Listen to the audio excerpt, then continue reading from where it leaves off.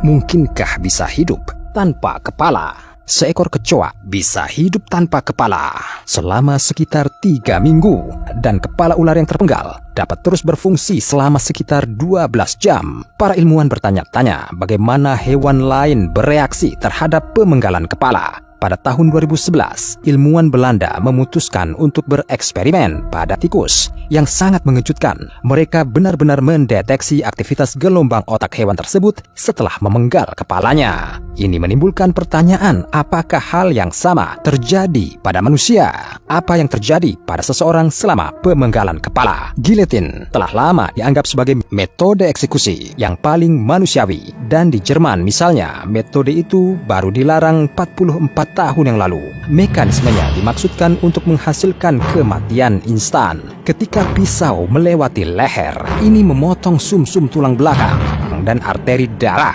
Karena itu, sistem kardiovaskular berhenti mengirimkan oksigen dan zat penting lainnya ke otak. Dalam hitungan detik, ini berhenti berfungsi. Jadi, dengan pemenggalan kepala, para tahanan terbebas dari kematian lambat dan menyakitkan. Tetapi ada beberapa kasus dalam sejarah yang membuat kita ragu kalau giletin itu manusiawi. Hal ini tampaknya dikonfirmasi oleh insiden yang terjadi di Prancis pada tahun 1905. Orang-orang berkumpul untuk menyaksikan eksekusi Henri Langlois yang dijatuhi hukuman mati dengan cara dipenggal. Di Prancis, metode hukuman terpidana ini juga dianggap sebagai acara hiburan tersendiri. Ketika kepala Henri yang terpenggal jatuh ke dalam keranjang, orang-orang memperhatikan bahwa matanya terus bergerak.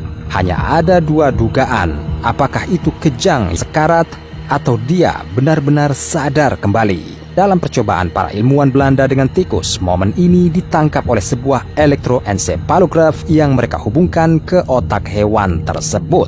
Hasil pengukuran menunjukkan bahwa aktivitas otak bertahan pada frekuensi tingkat kesadaran. Itu berlangsung selama hampir 4 detik setelah pemenggalan kepala. Dan kemudian sekitar 1 menit gelombang listrik besar perlahan bergerak melalui otak tikus. Ternyata gelombang seperti itu bisa saja muncul di kepala Henri yang matanya terus bergerak bahkan setelah pemenggalan kepala. Tapi apa yang memicunya? Masalahnya, di antara penonton eksekusi Henri, ada seorang dokter bernama Gabriel Brieux.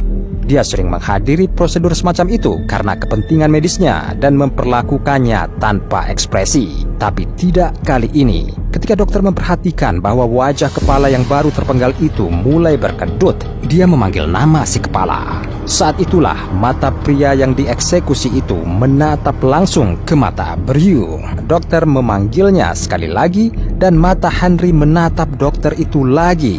Sangat mungkin Brieux menciptakan rangsangan emosional yang memicu aktivitas gelombang otak pria yang meninggal itu. Tetapi bagaimana jika dengan bantuan induser tambahan bisa diperpanjang? Fakta bahwa otak manusia dapat berfungsi bahkan setelah pemenggalan kepala dikonfirmasi oleh kasus aneh lain yang melibatkan giletin. Itu terjadi selama Revolusi Prancis pada eksekusi seorang wanita bangsawan bernama Charlotte Corday yang sangat mengejutkan para hadirin. Setelah pisau menggorok leher wanita itu, wajah Charlotte menunjukkan ekspresi marah dan pipinya tampak memerah.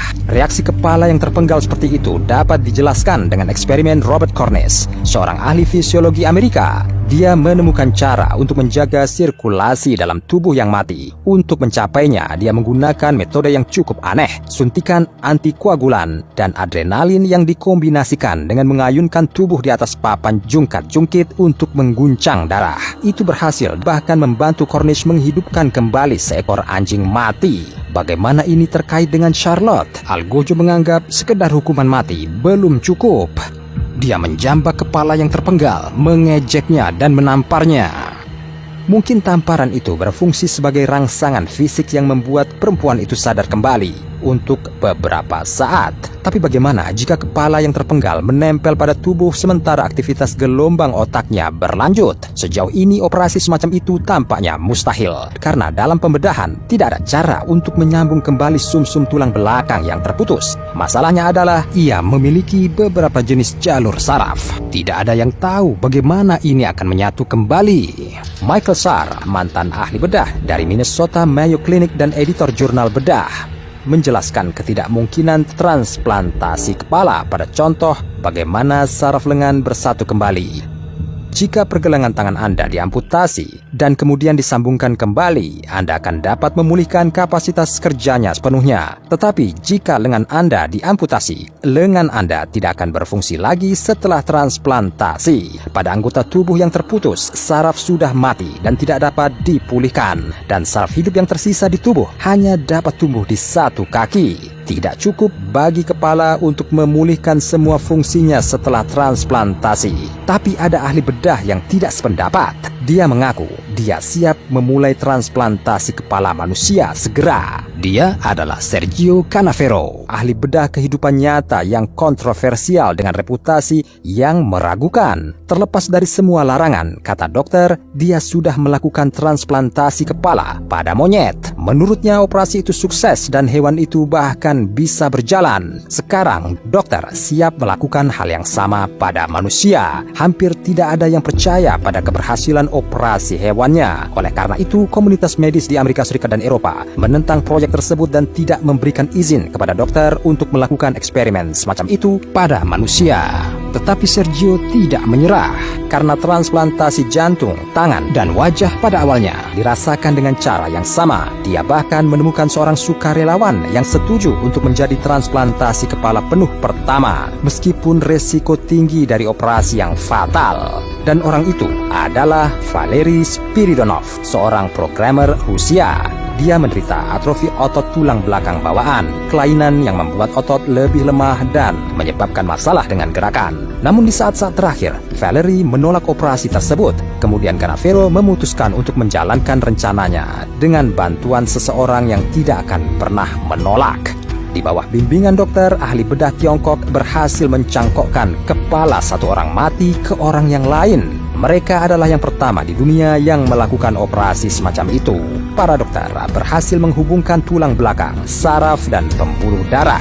Menurut Canavero, itu adalah gladi resik sebelum memindahkan kepala ke orang yang masih hidup. Selain itu, dia telah memberikan harga untuk melakukan prosedur ini.